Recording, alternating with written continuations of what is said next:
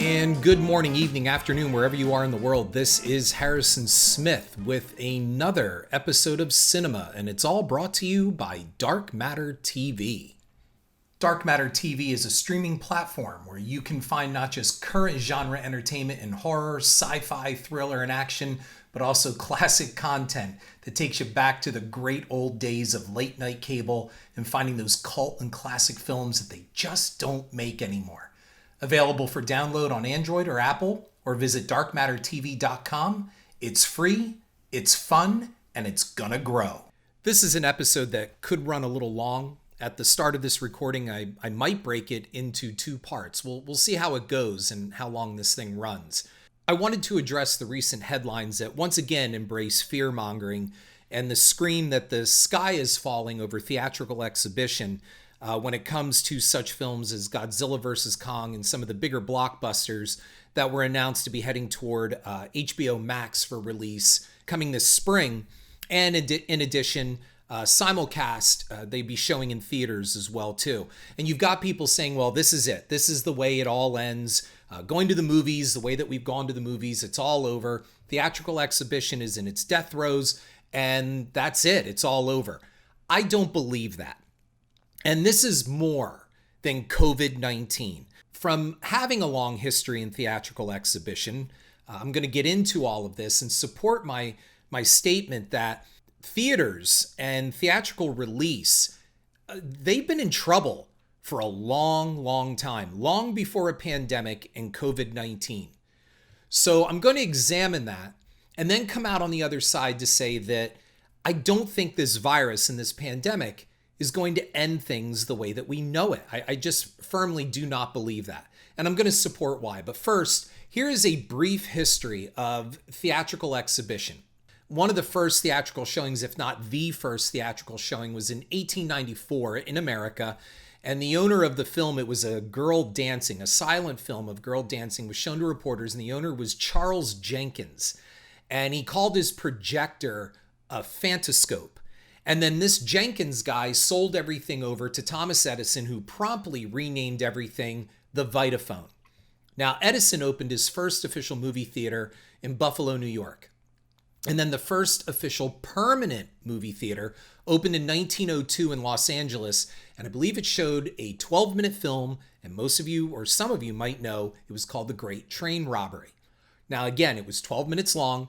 And the big thing about The Great Train Robbery is the fact that it boosted filmmakers' resolve to continue making movies. People saw that this can be something. And then by the 1920s and 30s, big names like studios were buying theaters like Paramount and Lowe's and Warner Brothers and Fox.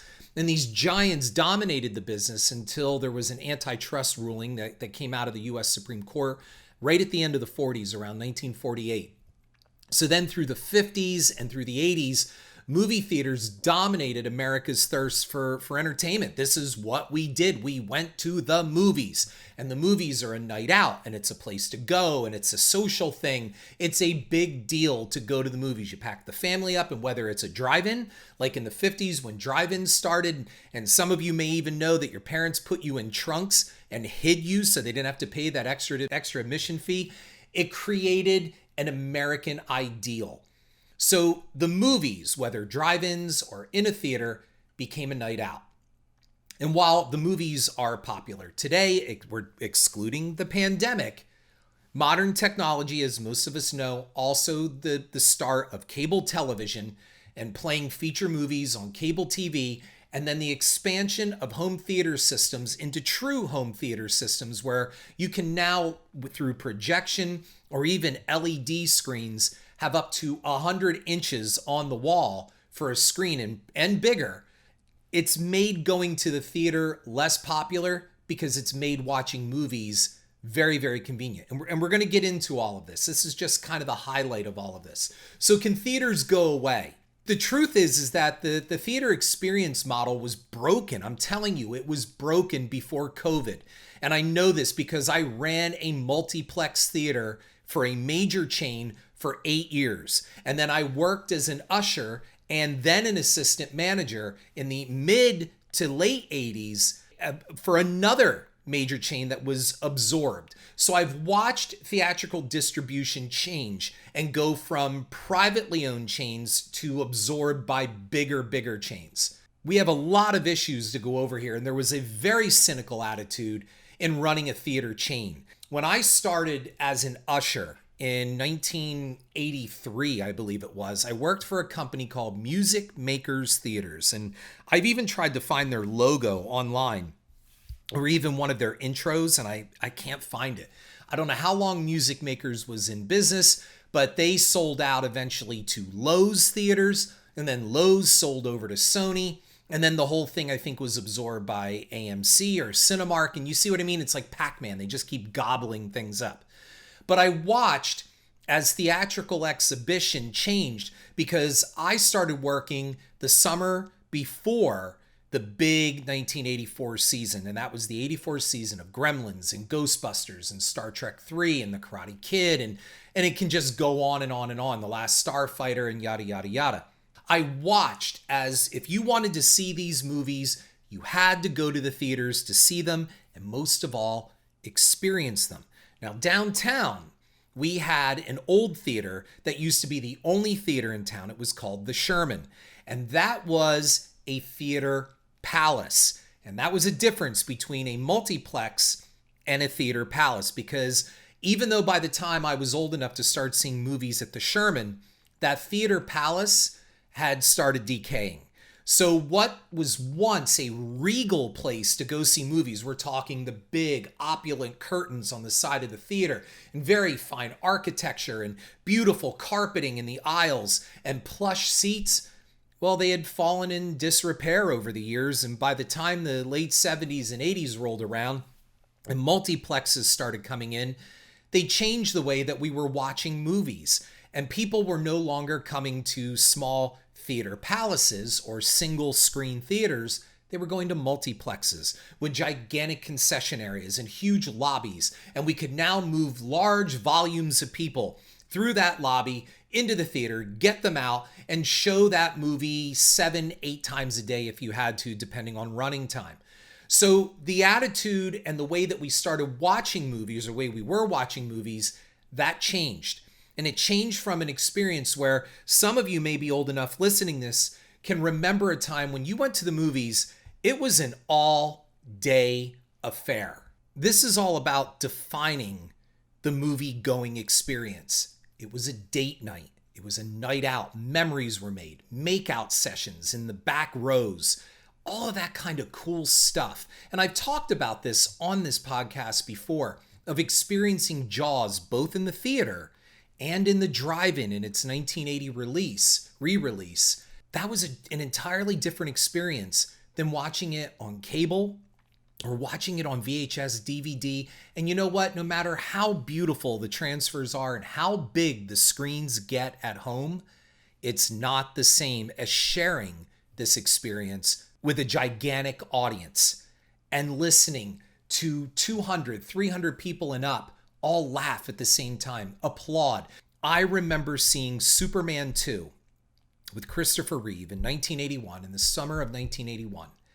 And I remember when Superman returned, when he got his powers back, and he came back and you see the Daily Planet newspapers blowing off the stack, and he flies up to the window and he says, just before he says the line, "General, would you care to step outside?" I remember the audience applauding like crazy. And then at the end, when Superman was flying, carrying the American flag to return it to the White House, you don't get that at home. You don't get that on VHS, beta, you don't get that on DVD, and you don't get that on a 100-inch screen. That's only something that happens in the theater. So while HBO Max and other sites step up to replace theaters or think they're going to replace theaters, and once COVID is under control, are people going to ignore theatrical and go right for the experience in their homes? Let's look at some of the issues as to why you can see why the media is saying theatrical's in trouble. But again, I'm giving you the both sides of the story, and we'll go from there. Let's see what you think. What are the benefits of staying at home? Number one, convenience. Number two, you can watch it as many times as you want. Number three, definitely price, okay? And then let's take in all the other factors, such as assholes. Lots of assholes. People that can't shut the fuck up in a movie. People that bring their screaming, crying kids. People that are just obnoxious. They are on their cell phones. They're talking to each other. They're up and they're down, and they're up and they're down. And then you have to go to something that most of us never thought about before while we were growing up and seeing movies. And now you have to worry about if some crazy bastard has brought a gun into the theater and starts opening up on you. Never before except in the last couple years now, the last 2 years, have I gone to a theater and the first thing I've done with whomever I'm with is say, there are the exits right over there. Let's sit closer to the exit. And here's what you do if something happens, how to get down on the floor and how to get the hell out of that theater. Why should we have to deal with these kind of things? The technology has now finally created true at-home theaters. Forget all that crap in the mid-'80s with home theater systems with your four-head VCRs and your stereo VCRs. They had not calibrated the speakers properly, the amps, but none of that was ready for true theatrical home viewing. We're there now, and there are people that actually build, or when they go to look for their homes, they will convert a room into a media room or home theater. And people now can go as far as buying theatrical rows and seats and folding seats and the whole thing. And you can make it sound just like a movie theater. In fact, 9 times out of 10, even better at home. Can this still replace date night, a family outing? Well, one of the things too is, I used to say all the time, even when I was running the movie theaters, and people would complain about the price, and I sympathized, and that is, it used to be dinner and a movie. Well, now it's become dinner or a movie. The price just to bring your average family to a theater can top well over $100, but you're not getting out for under $20. And that's not with a family. I'm talking about just you. Just to buy the ticket and buy a basic concession item, good luck with trying to get out unless you go really at some kind of special. So cost is an issue. And then we're not getting into, of course, the whole issue with 3D and IMAX fees, where a ticket alone, you're out of pocket already $15 and up just to see the movie. We're not talking about buying anything inside the theater lobby. And that's why people, of course, will try to sneak their own food in because, people want to pay $5 for that Kit Kat. Now, I know how the payments and everything worked or how pricing worked in the concession stand. So I can tell you when I was running our multiplex, a large popcorn was really the cup is what you're selling. So that bucket might have cost anywhere from 15 to 25 cents. I'll give you 35 to 50 just to be safe. Everything else was profit. And that's because theaters make their money off concessions. A lot of people go, Avatar made $1 billion. Theaters should be happy. Most theaters have an agreement with the studios that they don't really see much of anything. Sometimes they make, if they're lucky, a dime to a quarter off every dollar spent on a ticket. That's not a lot. Okay, because the distributors are already saying, we're getting this back and we get it first. Maybe after 6 weeks of running, and look, this is all different for every different theater that releases their films, but that distribution has a very harsh deal for most theater chains, which is why I heard some people saying, well, how can Regal or AMC be burning through their cash? They had, the Marvel movies and all that. Yeah, that's all great. But they're not really making a lot of money off that theatrical rental. What they're making their money off of is that $5 bucket of popcorn, your combo packs, your $5 or $3 candy bars, ice cream, and that's why now they're serving booze. You're getting reclining seats. That's all expense. You're paying for all of that. So the fancier the theater you go to, the more you're going to pay at the concession stand because somebody's got to offset those costs. Harrison, you seem to be dooming the theatrical experience. I'm not. But let's go back and look at exactly what we consume and why theatrical distribution had issues long before COVID came along. I'm telling you, COVID is just a scapegoat. There's a far bigger problem, and it's not just with exhibitors. It's also with the theaters and the studio system itself. There was this really common misconception right after the 9/11 attacks in 2001 that President George W. Bush urged Americans to go shopping. That was not the case. Over the years, it's been simplified into that message, but in reality, and this is a quote of what George W. Bush actually said after the 9/11 attacks. He said, "It's to tell the traveling public, get on board. Do your business around the country. Fly and enjoy America's great destination spots. Get down to Disney World in Florida. Take your families and enjoy life the way we want it to be enjoyed." He was trying to convey, and look, just so we don't get all political in this 2020 political world, I am neither Republican or Democrat. I don't have an agenda. I'm telling you, this is what the man said, and people instantly wanted to take it out of context. He wasn't saying go shopping. What he was saying is, don't let these attacks and the fear stop you from living your lives. Not once was the word shop or any form of it used. And again, this is not a political defense. Rather, something in that speech to a shocked nation did stand out to me, and it can be applied to the entertainment industry. While we were not directly urged to go shopping, the simplistic picture of consumerism congruent to the picture of American life was apparent from Bush. We have accepted an image of how life should be, and that is we should consume. So follow me here as I wind through all of this in this, what it could be a long episode, going toward the actual filmmaking industry and the real issues behind this sudden fear that everything's going to HBO Max and streaming and theaters are going to vanish from the landscape. What this episode is about is really the reality that the industry wants us to believe in. Is life the pilgrimages to Disney? Is it all about consuming? Is that what enjoying life is all about? I mean, look, we're on the other side of Black Friday and COVID didn't stop people from doing that.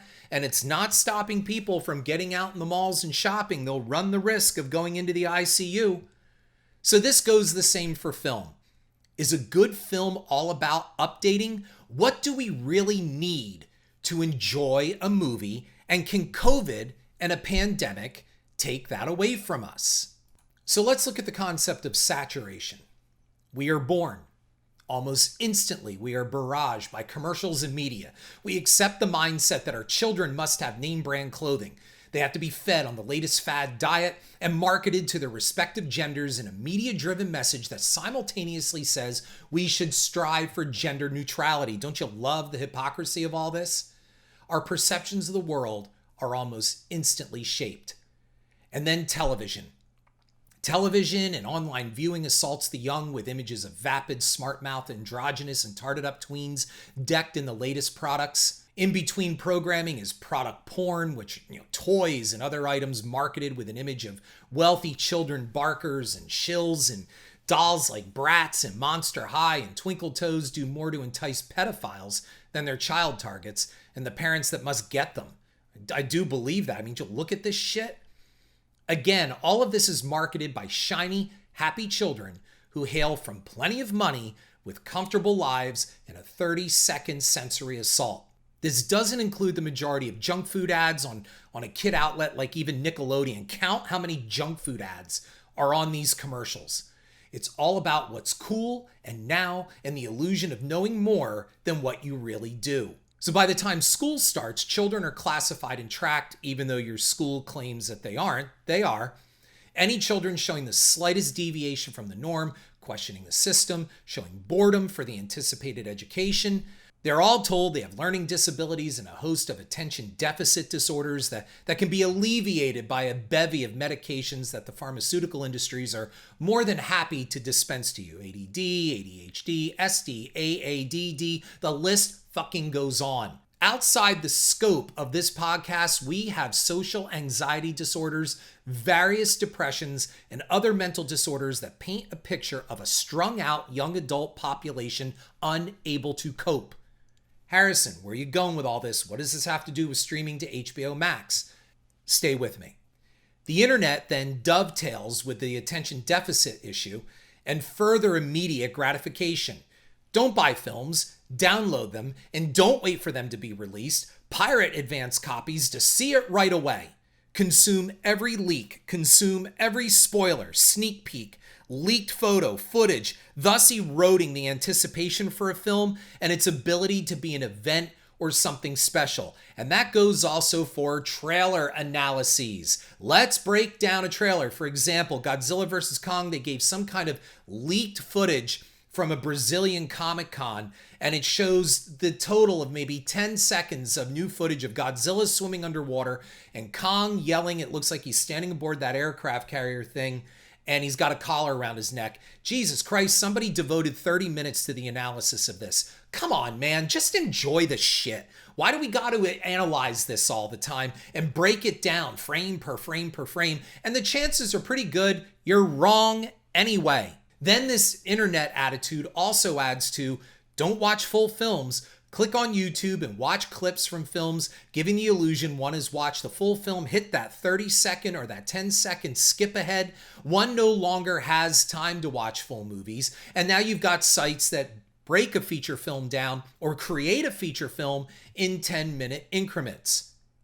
Then you have your bootleg and streaming films that are immediately accessible, no waiting. They can be viewed on technology that debases this medium. You can find them. All my films are pirated on different places you can download on apps on your television and watch them like regular movies as if you bought the DVD. And then let's go also to the look of these new films. And while our minds understand that lavish green screening looks cartoonish and sometimes as fake as a 70s Godzilla movie, the viewer accepts that this is the new medium and the new standard.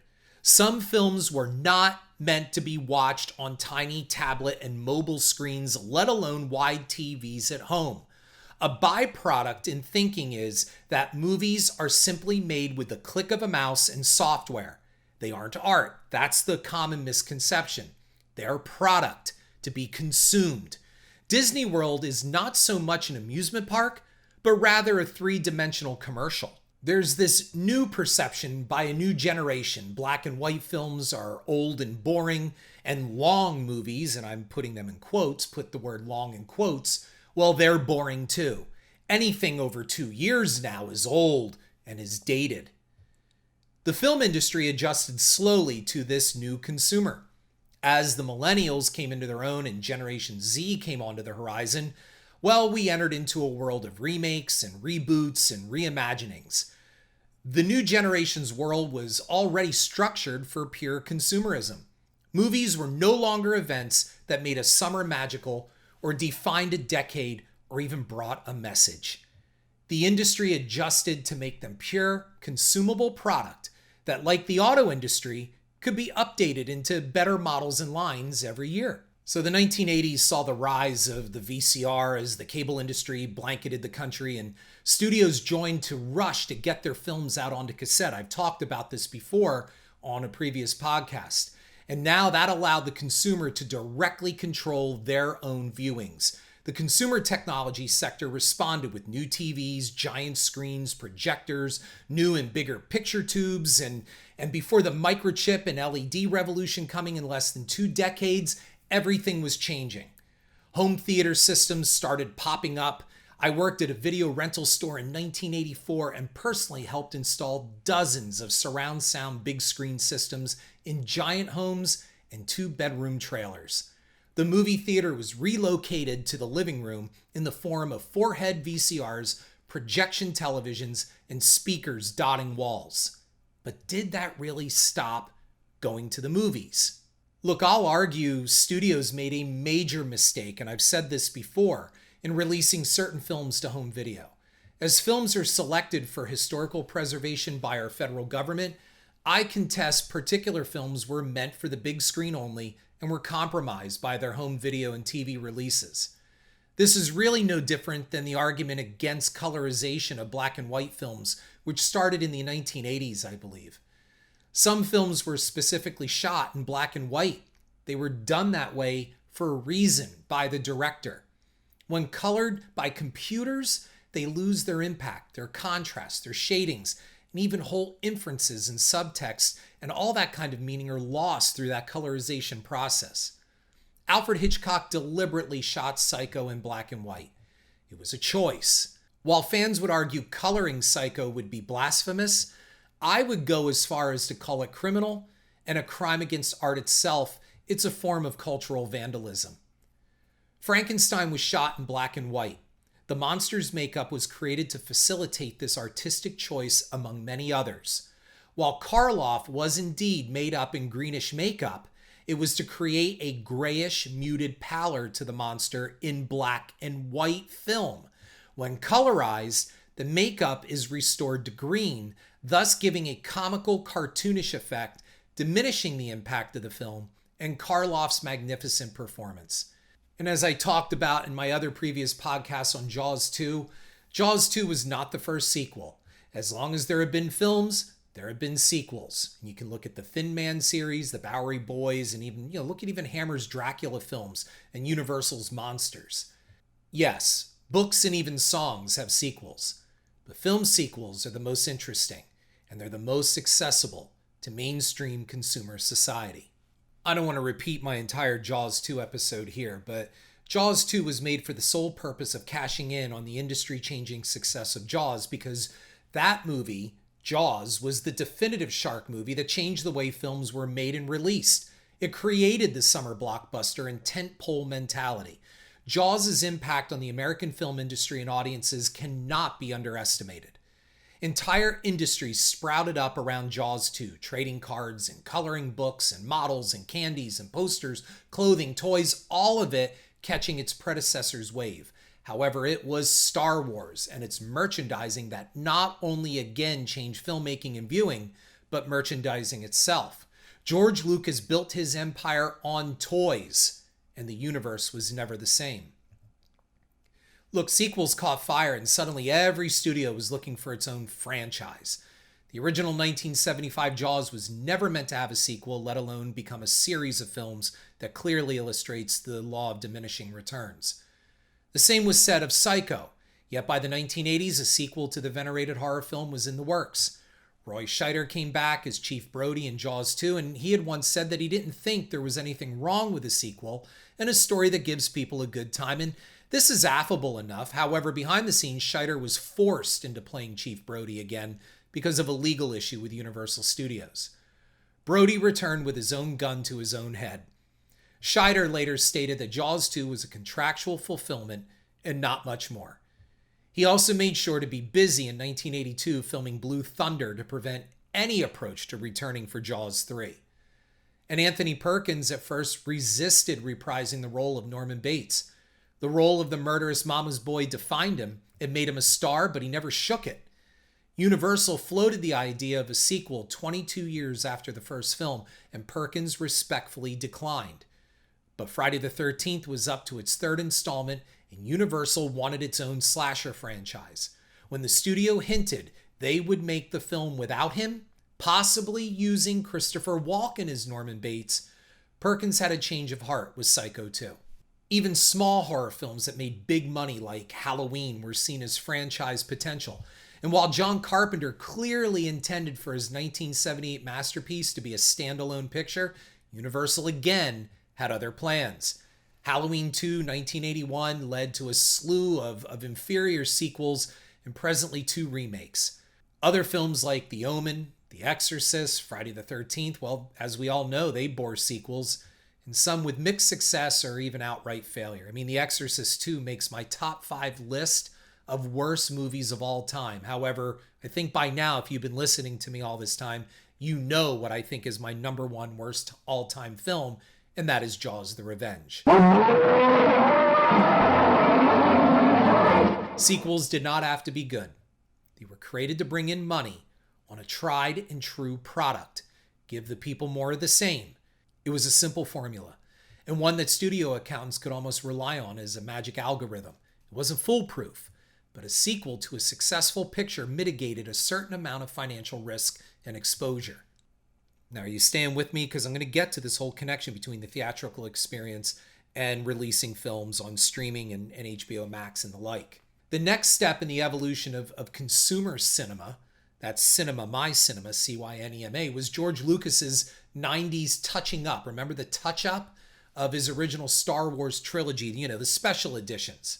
Through the wonders of now new CGI, Lucas could go back and do the things he wasn't able to do the first time around. So you get more ships and more creatures and even a CGI Jabba the Hutt.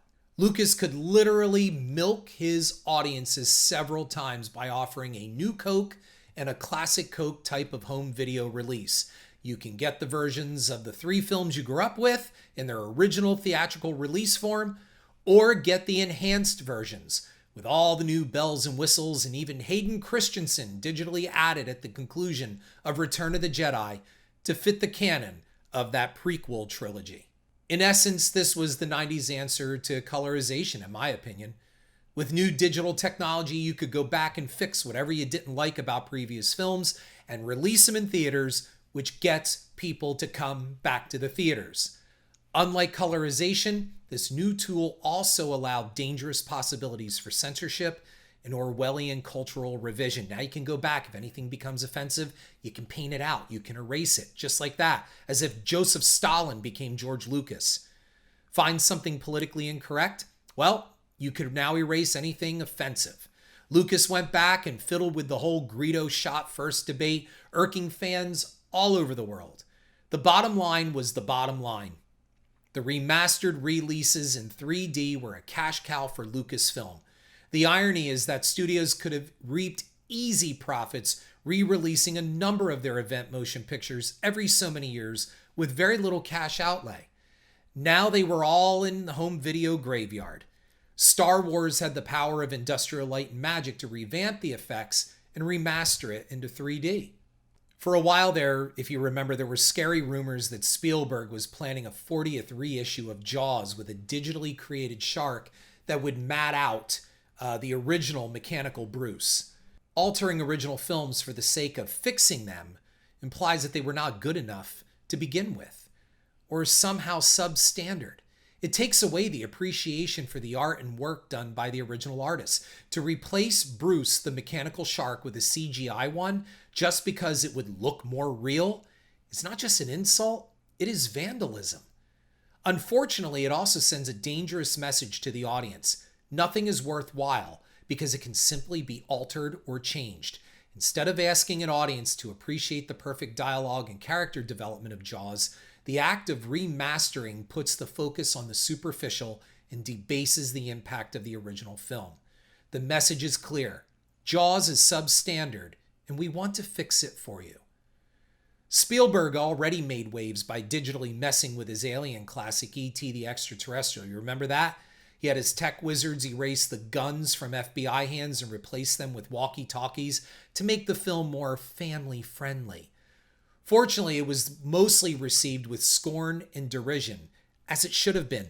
This is going to really piss off audiences and turn people away even from the theatrical experience, as you're going to see, because why love a movie in the theater if they're just going to change it later on? It messes with your memories. So replacing guns for radios in E.T., while it is ludicrous, Spielberg was pandering to a politically correct lobby that claims to be focused on the family. In actuality, it is a major sign of weakness and unmitigated defeat for art and cinema. Spielberg's actions were pure my cinema, C-Y-N-E-M-A.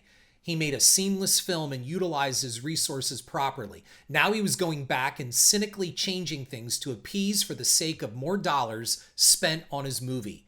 It is a cash grab, and it is cultural vandalism no different than censorship. Sequels, digital restorations, what does this have to do with consumer cinema? And most of all, going to the movies? So as I conclude this first part, it comes down to the fallout. The focus on turning films into malleable product creates a lack of appreciation for the filmmaking process. There is no longer any type of need for emotional investment into a film. You know that sooner or later it will be retouched or remade or rebooted. The Godfather no more needs a remake than the Mona Lisa needs one. Films went from art to reusable products in the space shuttle era. The shark from Jaws looks fake? Really? You really think that the CGI Spider-Man stuff in Sam Raimi's original film didn't look like a cartoon? The green screen backdrops of the plotting and leaden Hobbit films rivaled the natural beauty of New Zealand? I mean, it Definitely was cheaper to shoot, probably. Or was it? While Bruce the shark is not the most realistic creature on screen, he represents a piece of new technology created out of devotion and necessity of the time. Universal courted ideas for Jaws like Disney animating a shark or actually trying to train a real great white before Bob Matty came out of retirement and made an iconic monster. To go back and blithely erase what Matty worked hard on and his artistry to appease a generation lacking imagination who needs everything delivered in literal form is nothing short of reprehensible, man. So we're going to continue this, and I'm going to bring this all home to the theatrical experience actually surviving and offering some remedies for that, and why streaming is akin to The Sky is Falling. This is Harrison Smith. Thank you for listening. I look forward to talking to you on our next episode. Thank you.